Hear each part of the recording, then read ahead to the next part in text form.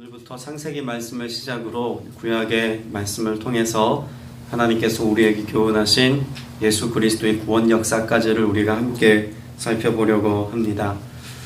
창세기의 말씀은 인류의 기원과 시작에 관한 말씀인 동시에 또 성경 전체를 볼 때는 성경의 서론에 해당되어지는 말씀입니다. 창세기 말씀을 통해서 하나님께서 우리에게 전하려고 하셨던 중심 메시지는 단지 이 땅의 시작에 관한 설명을 우리에게 해주기 위해서만 기록된 것은 아닙니다. 창세기가 누구에 의해서 또 어떻게 기록되었는지를 우리가 먼저 생각해 보면 창세기에 기록된 모든 말씀은 단지 그 시작과 출발에 관한 말씀이기만 하지 않다는 것을 쉽게 짐작해 볼 수가 있습니다. 창세기는 우리가 상식적으로 누가 썼다라고 기억하고 있죠. 하나님이 모세를 통해서 쓰셨다라고 우리는 이해하고 있습니다. 그래서 성경의 처음 5권, 우리가 흔히 토라라고 불려지는 창세기, 출애굽기, 레위기, 민수기, 신명기 이 5권의 말씀은 모두가 모세에 의해서 쓰여졌다는 것을 우리는 알고 있습니다. 자, 그러면 언제 모세가 이 창세기로부터 출애굽기, 레위기, 민수기, 신명기 말씀을 기록했다고 보아야 할까요? 출애굽기에는 모세의 생애에 관하여서 간략하게나마 잘 소개하고 있습니다. 모세가 태어나서부터 바로의 왕궁에서 지낸 40년, 이 시기에 하나님의 말씀을 기록했다고는 우리가 생각해 보기가 어렵습니다. 그러면 그가 40살부터 80살까지 살았던 그런 광야에서 목자로 살아가는 동안 말씀을 기록했을까요? 그도 그럴 수 없는 것이 그가 80세가 되어서야 떨기나무 가운데 임재하신 하나님을 만났습니다. 그러면 적어도 하나님에 대한 이해와 인식이 있었던 시기는 80세 이후라고 봐야겠죠. 그 이후에 모세는 이스라엘 백성들을 데리고 출애굽합니다. 그 출애굽의 여정 속에서 그러면 어느 때에 이 말씀을 기록했다고 보는 것이 가장 합리적인 사고일까 생각해 보면 모세가 하나님으로부터 시내산에서 십계명을 받았을 그 즈음에 하나님과 동행하며 하나님 앞에 머무르는 그 시기에 하나님의 말씀을 받고 하나님과 동역함을 통해서 이 말씀들을 기록했을 것이라고 보는 것이 가장 합리적인 생각입니다. 그러면 우리는 창세기의 말씀을 읽을 때에도 어떤 역사적 배경과 이해를 가지고 말씀을 대면하는 것이 도움이 될까요? 출애굽의 역사를 함께 생각해 보아야만 합니다. 최초에 모세가 기록한 이 말씀이 백성들에게 읽혀졌다면 출애굽한 이스라엘 백성들에게 이 말씀이 읽혀지지 않았겠습니까? 그런 점에서 이 출애굽의 여정 가운데 행하신 하나님이 누구신지, 또 하나님이 무엇을 하려고 이와 같은 일들을 이루셨는지를 모세는 백성들에게 알게 해야 했다는 이야기입니다. 그럼 출애굽의 역사가 그들의 삶 가운데 있기 이전 대부분의 이스라엘 백성들은 무엇에 익숙한 삶을 살았을까요? 애굽의 문화에 익숙한 삶을 살았습니다. 그 애굽의 문화라고 말하는 것은 철저히 이방신을 섬기는 종교적인 문화입니다. 그래서 하나님께서 이스라엘 백성들을 출애굽하기까지 그 땅에 내렸던 10가지 재앙, 그것은 다 무엇에 대한 하나님의 심판 선고입니까? 당시 애굽 땅에서 신이라고 불리워졌던 모든 형상화된 우상들에 대한 하나님의 심판이었습니다. 그러면 출애굽한 이스라엘 백성들도 자연히 약 400년 가까운 시간 동안 이집트에 머물며 살면서 무엇에 익숙해졌겠습니까? 이방신을 섬기고 우상을 섬기는 그들의 문화와 그들의 세계관에 젖어 살았다는 이야기입니다. 그럼 이것을 벗겨내기까지 하나님이 제일 먼저 설명하셔야 되는 설명이라고 말할 수 있는 것은 무엇일까요? 이 땅에 모든 존재하는 신이라 여기는 것들이 얼마나 무력한지와 사람의 손에 만들어진 그 우상을 섬기는 인간이 얼마나 죄악된 삶을 살았는지를 설명해야 되는 동시에 오직 이 땅에 신이라 말할 수 있는 존재는 하나님 한 분밖에 없다는 것을 잘 알려주어야만 했습니다. 그래서 창세기 1장 1절은 어떻게 시작됩니까? 태초에 라고 하는 말씀으로 시작합니다. 이 땅의 모든 시작과 기원은 결국 누구로부터 시작되었다는 것입니까? 하나님으로부터 시작되었다라고 하는 사실을 선언하고 있는 것입니다. 그래서 태초에라고 하는 이 말씀은 단지 시작을 알리는 말씀인 것이 아니라 하나님이 모든 근원의 모든 만물의 시작이시고 근원이시다라고 하는 사실을 밝혀내고 있는 내용인 것입니다. 오늘 저와 여러분이 이 땅을 살아가는 동안 무엇보다도 이 말씀 앞에서 여러분의 삶을 철저히 하나님께 의지하고 의탁하며 살아갈 이유가 발견됩니다. 우리를 창조하신 이가 하나님이시라면 나를 가장 잘 아시는 이가 하나님이십니다. 우리의 삶이 일그러지고 깨지고 망가지고 고쳐야 될 부분이 있다면 이것을 가장 완벽하게 회복하실 수 있는 분도 누구이십니까? 하나님이시라는 것입니다. 때문에 태초에라고 하는 이 말씀 속에서 오늘 저와 여러분이 깨닫고 분별해야 될 것이 있다면 우리가 의지하고 또 우리가 기대해야 될 것은 세상에 관한 것이 아니라 우리 삶의 시작을 여시고 오늘날을 존재케 하신 그 하나님으로 말미암아 오늘을 살아야 한다는 사실을 우리가 발견할 수 있어야만 합니다. 더불어 태초에 누가 계셨습니까? 하나님이 말씀하시고 하나님이 계셨습니다. 그래서 성경 전체의 서론에 해당되어지는 창세기 1장 1절의 주어가 무엇입니까? 하나님이입니다. 여러분이 말씀은 단지 성경 전체의 주어가 하나님이라는 사실을 밝히는 것만이 아니라 오늘 저와 여러분의 인생의 주어가 하나님이어야 한다는 사실을 잘 말씀하는 내용입니다. 우리 인생에 죄라고 하는 것이 무엇으로부터 기인했다고 말할 수 있을까요? 내가 주어가 되고 싶어하는 인간의 욕망으로부터 출발했다고 볼 수가 있습니다. 사단이 그걸 제일 잘 알았죠. 하나님의 형상을 따라 창조된 인간이 하나님으로부터 떠날 수 있는 가장 최선의 방책이 있다면 그것은 하나님처럼 되고픈 인간의 욕망을 자극해서 그래서 인간 스스로가 주인공이 되고 인간 스스로가 왕의 자리에 오르는 것이 그런 욕망을 자극하는 것이 가장 최선임을 알았습니다. 그래서 뱀이 하와를 유혹할 때에도 하나님과 같이 되려고 했던 인간의 욕망을 자극하는 것 아닙니까? 여러분, 우리 인생의 죄라고 하는 것이 언제 우리의 삶에 자연스러운 게 될까요? 내가 주어가 되면 죄는 자연스러운 것이 됩니다. 죄를 선택하고자 하는 인간의 욕망, 이거는 누구에게나 있습니다. 그런데 이 욕망이 우리의 본성이 완전히 해결되어지는, 그래서 우리가 욕망대로 육신의 정욕대로 살지 아니하고 완벽한 하나님의 통치하심을 따라 살려면 내 인생의 주권이 나에게 있지 아니하고 하나님께 있다는 사실을 인정하는 것으로부터 우리는 믿음의 삶을 출발한다고 우리가 말씀을 통해서 배울 수 있는 것입니다. 성경에서 하나님의 이름을 여러 가지로 설명합니다. 그 중에 하나님을 나타내는 가장 일반적인 단어가 있다면 엘로힘이라고 하는 하나님의 이름입니다. 그 엘로힘이라고 하는 하나님의 이름의 뜻은 전능하신 분, 강하신 분, 모든 이름 위에 뛰어나신 하나님이라는 뜻을 갖고 있습니다. 전능하신 하나님, 이 전능하신 하나님이라고 하는 이름은 창세기 17장에서 하나님이 아브라함과 교제하시면서 자신을 드러내실 때 사용하신 말씀이기도 합니다. 어떤 하나님으로 소개할까요? 엘샤다이의 하나님으로 설명합니다. 나는 전능한 하나님이라 라고 말씀하고 있죠. 여러분, 창세기에서 전능한 하나님에 관하여 설명하는 수많은 하나님의 형상과 하나님의 이름은 당시 처음 독자였던 출애굽한 이스라엘 백성들에게 무엇보다도 소망이 되는 메시지였습니다. 출애굽의 당시에 하나님께서 이스라엘 백성들에게 무엇을 나타내셨습니까? 하나님의 전능하심입니다. 여러분, 이것은 하나님을 모른 채 살아왔던 약 400년 가까운 시절을 그렇게 하나님과 단절된 듯 살아갔던 수많은 그런 이스라엘 백성들에게 하나님이 누구신지를 가장 극명하게 드러내주는 적절한 수단이었다는 것입니다. 그 하나님의 전능하심이 어떻게 드러나게 되었습니까?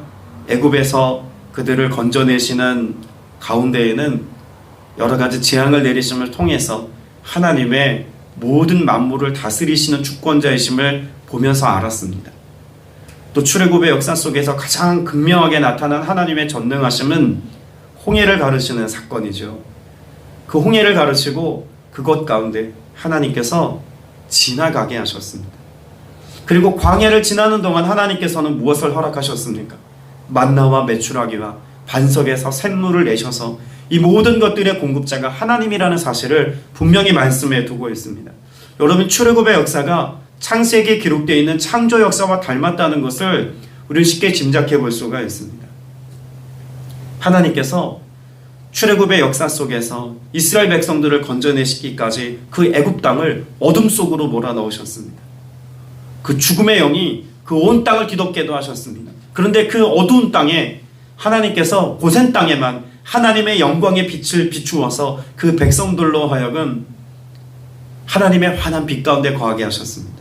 여러분, 태초에 하나님이 제일 먼저 하신 일이 무엇입니까? 빛이 있으라 라고 하는 말씀이었습니다.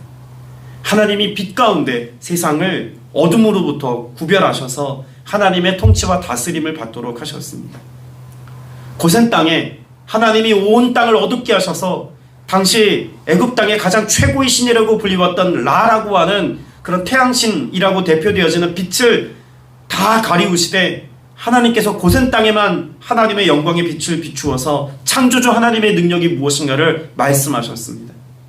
죄악이 관영한 이 땅 가운데 예수 그리스도께서 무엇으로 오셨습니까? 빛으로 오셨습니다. 여러분, 창조의 역사 속에는 결국 무엇이 담겨 있다는 걸까요? 출애굽의 역사나 예수 그리스도의 오심은 다 무엇과 연관되어진 사건입니까? 구원입니다. 그러니까 하나님께서는 창세기 말씀에서부터 우리의 삶에 무엇을 이루시는 하나님이라는 것을 예시하고 계신 것입니까?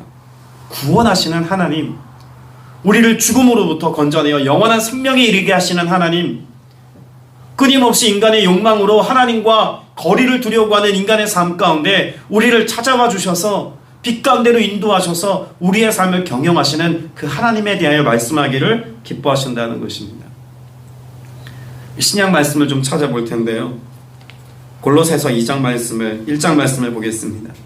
골로새서 1장 15절부터 17절까지 말씀, 신약 성경 323면을 보겠습니다.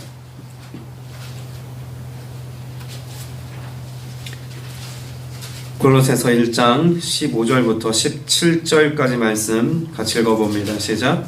그는 보이지 아니하는 하나님의 형상이시요 모든 피조물보다 먼저 나신 이시니 만물이 그에게서 창조되되 하늘과 땅에서 보이는 것들과 보이지 않는 것들과 혹은 왕권들이나 주권들이나 통치자들이나 권세들이나 만물이 다 그로 말미암고 그를 위하여 창조되었고 또한 그가 만물보다 먼저 계시고 만물이 그 안에 함께 섰느니라. 여러분, 창조의 역사는 단지 구약 성경의 그 시작을 알리는 스토리이기만 하지 않습니다. 여러분, 창조의 역사 속에서 우리는 무엇을 볼 수 있어야만 합니까? 만물이 그에게서 창조되되, 지금 누구에 관해서 말하고 있는 겁니까? 예수 그리스도에 관하여 말씀하고 있는 것입니다. 예수 그리스도에 의해서 창조의 사건이 일어났다는 것을 성경은 말씀하고 있고, 또한 만물이 다 그로 말미암아 예수 그리스도로 말미암아 창조되었고 그를 위하여 창조되었습니다. 이 땅의 모든 피조물들, 이 땅에 창조하고 존재된 그 모든 것들이 다 누구로 말미암아 누구를 위하여 있습니까? 예수 그리스도로 말미암아 예수 그리스도를 위하여 있다라고 하는 사실을 성경은 분명히 말씀하고 있죠. 그러면 우리가 창세기 말씀을 통해서 무엇을 볼 수 있어야 하겠습니까? 우리는 구약에 기록되어져 있는 말씀 속에서도 우리의 삶의 모든 생명을 공급하시고 우리를 지으시고 구원하셔서 하나님의 백성 되게 하신 예수 그리스도를 발견할 수 있어야 합니다. 때문에 우리가 창세기로부터 구약의 여러 말씀들을 보면서 항상 염두에 두어야 할 것은 그 속에 하나님의 구원 역사는 어떻게 기록되어져 있는지, 구원자 되신 예수 그리스도의 모습과 형상은 어떻게 담겨져 있는지 우리가 그 말씀들을 보는 것이 매우 중요합니다. 하나님의 이름을 제가 앞에서 엘샤다이 혹은 엘로힘이라고 하는 하나님의 이름으로 설명을 드렸습니다. 그런데 하나님이라고 하는 그 고유 명사 하나만 딱 떼놓고 보면 엘이라고 하는 이름으로 하나님이라고 쓸 수 있습니다.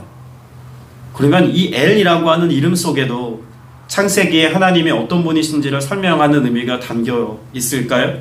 분명히 담겨 있습니다. 히브리어에 엘이라고 하는 이름은 히브리어의 첫 번째 자음, 알레프라고 하는 단어와 라메드라고 하는 두 자음이 합쳐져서 만들어진 단어가 엘이라고 하는 단어입니다. 그런데 여기 알레프라고 하는 이 자음가가 가지고 있는 의미는 지도자, 통치자 이런 뜻이 있습니다. 그리고 뒤에 나오는 라메드라고 하는 자음가는 어떤 의미를 갖고 있냐면 지팡이라는 의미를 갖고 있습니다. 그러면 이 말을 조합하면 어떤 뜻이 될까요? 지팡이를 든 지도자 이런 뜻이 됩니다. 여러분 출애굽의 역사 속에서 지팡이를 든 지도자는 누구입니까? 모세죠. 그럼 모세라고 하는 인물은 결국 무엇을 보여주고 있는 것입니까? 하나님의 통치와 다스림을 보여주고 있는 이가 모세라는 것입니다. 모세를 통해서 이스라엘 백성들은 하나님의 통치와 다스림이 무엇인지를 볼 수 있어야만 했다는 이야기고, 오늘을 사는 저와 여러분도 그 하나님의 이름을 오늘 우리의 삶에 통치자로 주권자로 인정하며 살아가는 믿음의 고백이 담긴 삶을 살아야 한다는 것을 잘 보여주고 있는 것입니다. 그러면 여기서 한 가지 더 주목해 볼 것은요, 지팡이라고 하는 이것이 어떤 의미를 담고 있는지를 좀 생각해 볼 필요가 있습니다. 출애굽의 역사를 한번 생각해 보십시오. 모세가 지팡이를 하나님의 거룩한 도구로 사용했던 시기가 80세 때 그가 호렙 하나님의 산에서 떨기나무 가운데 하나님을 만났을 때입니다. 그가 지팡이를 던졌더니 무엇이 됩니까? 뱀이 되었습니다. 지팡이를 다시 잡으니 무엇이 되었습니까? 다시 지팡이가 되었습니다. 지팡이를 가지고 하나님의 그런 거룩하신 이름을 따라 지팡이를 내밀었더니 홍해가 갈라졌습니다. 그가 지팡이를 들고 반석을 내리쳤을 때 거기서 물이 솟아났습니다. 여러분 지팡이라고 하는 것은요, 단지 어떤 상징적인 도구이기만 한 것이 아닙니다. 지팡이를 하나님께서 애초에 처음 만나셨을 때 그에게 던지라고 말씀하셨기에 그가 던졌고, 집으라고 말씀하셨기에 다시 집었고, 또 홍해를 가르칠 때도 하나님의 말씀이 먼저 있었기에 그가 지팡이를 내밀었던 겁니다. 그렇다면 지팡이는 결국 무엇에 의해서 움직이는 도구입니까? 하나님의 말씀입니다. 그러면 하나님의 통치와 다스림의 방식이 단지 눈에 보이는 막대기로서의 지팡이가 아니라 무엇이라는 사실을 잘 보여주는 것일까요? 말씀을 통하여서 하나님은 다스리시는 하나님이시다라고 하는 것을 보여주고 있는 것 아닙니까? 주님은 우리의 삶을 오늘도 경영하시고 다스리기를 원하십니다. 근데 무엇 가지고 다스리십니까? 하나님의 거룩한 말씀입니다. 기록된 하나님의 말씀 속에서 우리는 무엇을 발견할 수 있어야 합니까? 나를 향한 하나님의 구원 계획과 나를 향한 하나님의 다스림의 방식과 나를 통해서 이루기를 원하시는 하나님의 뜻이 말씀을 통해서 분별되었을 때 오늘 저와 여러분을 지으신, 창조하신 그 창조주의 목적에 합당한 삶을 살아가는 인생이 된다는 사실을 성경은 분명히 우리에게 말씀해 주고 있습니다. 출애굽기 4장 17절 말씀에 보면 모세에게 하나님이 그래서 이렇게 말씀하시죠. 너는 이 지팡이를 잡고 이것으로 이적을 행할지니라. 여러분 이 말씀은 단지 모세에게만 해당되는 말씀이 아닙니다. 오늘 저와 여러분에게도 주님이 동일하게 주시는 생명의 메시지입니다. 지팡이가 말씀이라면 이 말씀을 이렇게도 받고 우리에게 적용해 볼 수 있지 않겠습니까? 너희는 이 말씀을 손에 잡고 이것으로 하나님의 행하심을 나타내라. 오늘 그리스도인으로 부름받은 하나님의 거룩한 백성의 사명은 그리스도의 표지가 되는 것입니다. 하나님의 형상을 나타내는 것입니다. 하나님의 형상대로 지음받고 창조된 인간이 하나님이 누구신지를 설명하고 또 하나님의 통치와 다스림의 능력을 가지고 살아가는 것은 예수 그리스도를 통해서 우리에게 회복해 주신 하나님의 권능 중의 권능입니다. 여러분 성경은 전체가 창조에 관한 이야기라고 해도 과언이 아닙니다. 창세기에 기록되어져 있는 창조 역사는 제가 굳이 설명드릴 필요가 없을 겁니다. 하나님은 창조의 하나님이신 것을 말씀합니다. 예수 그리스도의 오심도 무엇과 연관이 있을까요? 창조의 역사와 관련이 있습니다. 무엇을 새롭게 창조하시겠다고 말씀하고 있습니까? 하나님을 향하여 사랑과 경외하는 마음을 가져야 될 우리의 본성이 망가지고 일그러졌습니다. 그래서 주님은 우리의 마음을 새롭게 창조하시는 것에 관하여 말씀합니다. 그래서 주님은 우리에게 무엇을 말씀하셨습니까? 너희는 새로운 피조물이라 라고 하는 사실을 예수님께서 그 제자된 모든 제자 그룹에게 가르쳐 주지 않으셨습니까? 예수 그리스도는 이 땅 가운데 말씀이 육신에 대해 오심을 통해서 다시 창조의 역사를 이루어 주셨다는 것입니다. 다시 오실 예수님은 우리에게 무엇을 또한 말씀하시고 주시겠다고 가르쳐주고 있습니까?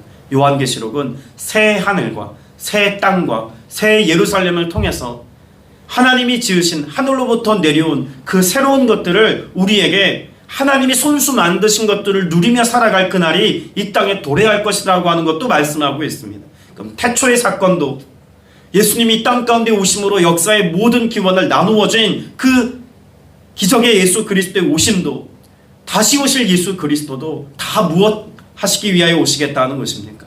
창조를 위하여 오신다는 것입니다. 오늘 저와 여러분이 그렇게 주님의 손에 의해서 창조되었습니다. 그리고 주님에 의해서 우리가 살아가야 할 이유와 목적을 발견하게 된다는 이야기입니다.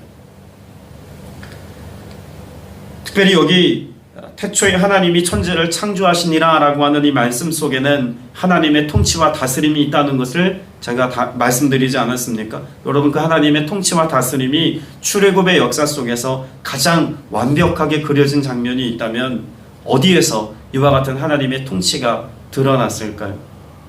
지성소입니다. 그 지성소 가운데 하나님의 임재가 있죠. 불기둥과 구름기둥이 진행하는 것을 온 이스라엘 백성들이 볼 수 있도록 하나님께서는 성막 가운데 늘 임재해 계셨습니다. 낮에는 구름기둥으로, 밤에는 불기둥으로. 그래서 그 하나님의 임재하심의 상징인 구름기둥과 불기둥이 이동하면 그 하나님의 인도하심을 따라서 그 백성들도 장막을 허물고, 그래서 그 장막에 있는 모든 것들을 다 싸짊어지고 불기둥과 구름기둥이 인도하는 곳을 향해서 행진하지 않았습니까? 여러분, 우리가 회개라고 하는 단어를 제가 종종 말씀을 드렸습니다만 장막을 무너뜨리다 라는 뜻을 갖고 있는 것이 회개의 참된 의미입니다. 그럼 장막을 무너뜨리고 회개하는 데만 그칩니까? 이스라엘 백성들은 그렇게 자신의 장막을 무너뜨리고 난 뒤에 또다시 장막을 칠 곳까지 이동하는 동안에 무엇을 따라갑니까? 불기둥과 구름기둥을 따라갑니다. 여러분, 회개의 역사는 결국 무엇으로 이어져야 할까요? 주님이 우리에게 보이시고 인도하시는 그곳으로 따라가는 삶으로 이어져야 합니다. 때문에 이스라엘 백성들에게 있어서 하나님의 통치자 되신다, 주권자 되신다라고 하는 사실은 지금 출애굽의 여정 가운데 있는 이스라엘 백성들에게는 그 하나님이 우리를 이끄시는 대로 따라가야 할 가장 완벽한 이유가 된다는 것입니다. 하나님이 나를 만드셨고 하나님이 지금도 우리를 경영하시니 그 광야를 지나가는 동안 우리가 나의 생각과 계획을 따라 살아가는 것이 아니라 하나님이 이끄시는 대로 나아감이 가장 최선이다라고 하는 사실을 각인시켜주는 말씀이 되었다는 것입니다. 오늘 저와 여러분의 삶도 마찬가지입니다. 2022년 올 한 해도 우리가 우리 나름의 계획과 비전을 가지고 살아가는 건 물론 중요하고 의미가 있습니다. 그러나 여러분, 이 땅의 시작과 이 땅의 끝을 주관하시는 하나님이 창조주 하나님이시고 그 하나님이 나의 하나님이 되신다는 이 말씀을 여러분들이 염두에 둔다면 올 한 해도 우리의 삶의 고백은 내가 원하는 내용과 방식으로 채워진 삶이 아니라 하나님이 원하시는 대로, 이끄시는 대로 내가 따라가겠습니다의 고백이 회복되어지는 한 해가 되어야 할 줄로 믿습니다.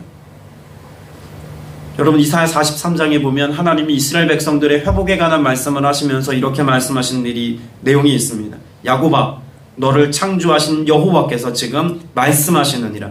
이스라엘아, 너를 지으신 이가 말씀하시느니라. 너는 두려워하지 말라. 내가 너를 구속하셨고 내가 너를 지명하여 불렀나니 너는 내 것이라. 여러분, 이 말씀은요, 창세기에 기록되어 있는 하나님의 전 역사를 함축하여서 담아내고 있는 말씀이라고 해도 과언이 아닙니다. 야곱아 라고 하나님이 이름 부르신 것처럼 하나님은 애초에 아담이라고 하는 이름을 인간에게 부여하시면서 아담아 라고 불러주셨습니다. 그리고 그 하나님이 우리를 창조하신 하나님인 것을 분명히 말씀하시면서 하나님이 그 백성된 자들에게 무엇으로 통치하신다고 말씀하고 있는 것입니까? 하나님으로부터 나오는 말씀, 그것이 통치의 하나님의 기준이자 내용이라고 말씀하고 있는 것입니다. 이스라엘아, 너를 지으시니가 말씀하시느니라. 우리를 다스리시는 오늘 저와 여러분의 인생을 경영하시는 하나님의 통치 방식도 무엇입니까? 말씀입니다. 그럼 오늘 저와 여러분이 올 한 해를 살면서 하나님의 말씀을 읽고 묵상한다는 것은 단지 신앙인으로서 최소한의 종교 생활을 하는 수단으로서 여겨서는 안 됩니다. 무엇으로 하나님의 말씀을 대면해야 합니까? 나를 다스리시는, 나를 통치하시는, 나를 만드신 이의 명령으로서의 하나님의 말씀을 우리가 듣고 지침으로 삼고, 또 그것이 오늘 우리의 삶이 빛 가운데로 나아가는 해법인 것을 인정하고 소망하면서 말씀을 쫓는 삶을 살아야 할 줄로 믿습니다.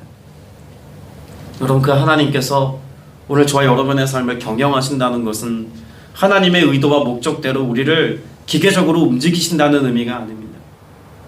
하나님의 말씀에 대하여 우리가 반응하고 순종할 때 예수 그리스도를 통한 구원의 역사와 같이 오늘 저와 여러분의 삶에 에덴을 회복하시는 하나님의 역사를 나타내시겠다는 것입니다.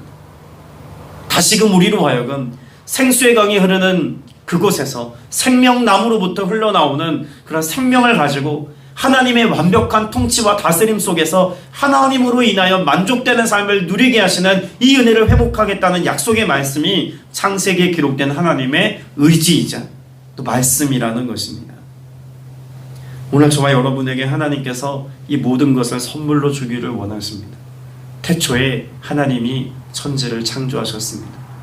말씀이신 예수 그리스도께서 오셔서 오늘 저와 여러분의 삶을 새롭게 창조하셨습니다. 그런데 우리는 자꾸 어떤 삶을 살려고 합니까? 이전의 삶으로 회귀하여 본성을 쫓아 본능을 따라 영에 속한 삶이 아니라 육에 속한 삶을 살고자 하는 미혹함에 때로 넘어지고 실패하기도 합니다. 때문에 우리는 매일 매순간 성령의 인도하심을 받아야겠죠.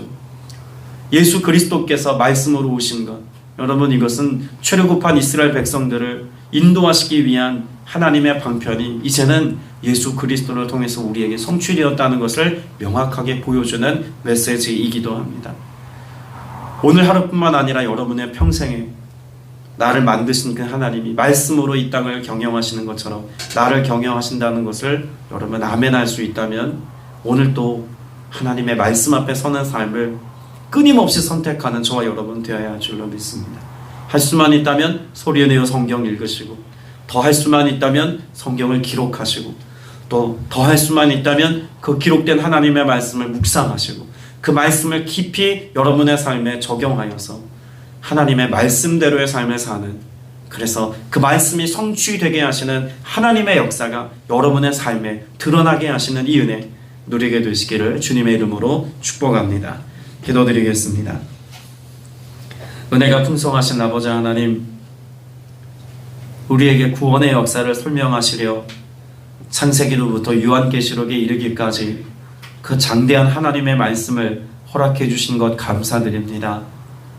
죄로 인하여 죽을 수밖에 없었던 우리의 삶이지만 하나님은 태초로부터 우리를 구원하기로 작정하셨고, 그 구원의 여정 가운데 서 있는 우리의 삶에 함께 하셔서 언제나 동행하시고 이끄심을 보게 하시고 알게 하셨습니다. 우리를 고와 같이 버려두지 아니하시고 늘 함께 계셔서 역사하시고 또 인도해 주시니 감사합니다. 주님, 2022년 올 한 해가 그런 하나님의 인도하심과 경영하심과 통치하심을 받고 살아가는 한 해가 되어지기를 원하오니, 왕이신 하나님, 그 나의 하나님을 쫓아 말씀대로 순종하며 살아가는 주의 권속들 다 되게 하여 주시옵소서. 우리의 고집스러움이, 우리의 완악함이 앞서서 하나님이 아닌 내 스스로가 왕의 자리를 찬탈하는 어리석은 가운데 빠지지 않기를 원합니다. 오직 주만 의지하며 주의 다스림 가운데 순종의 열매를 거두며 살아가는 모두가 되게 하여 주옵소서. 귀한 예물 구별하여 드린 지체 있습니다. 손길 복되게 하시고 간구하는 기도의 제목에 응답하시며 모든 것이 주로 말미암아 주께로 주어졌사오니 그 손을 복되게 하사 주의 것으로 채워주시는 은혜, 베푸는 은혜 더하여 주시옵소서. 오늘도 주께 소리와 함께 하시고 영원히 함께 하실 것을 믿사오며 예수 그리스도 이름으로 간절히 기도드렸사옵나이다. 아멘.